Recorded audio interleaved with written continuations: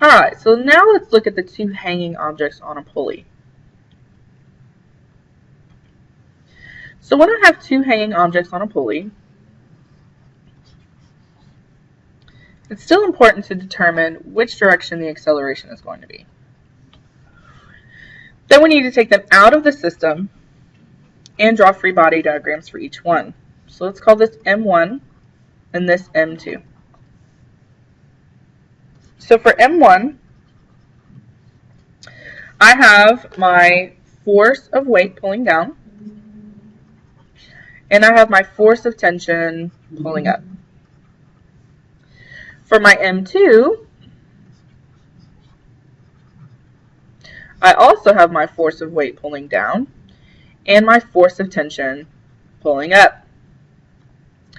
Now, when I do my sum of forces formula, this is really important to make sure that I understand which one has more force. So let's say that M2 has a greater mass than M1, which is evident because the acceleration is to the right-hand side. So that means that force of weight of 2 is bigger than the force of tension.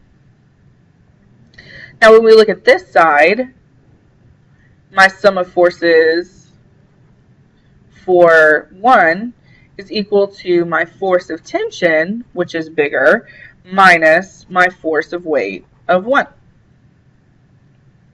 Now as always, my sum of forces is equal to mass times acceleration.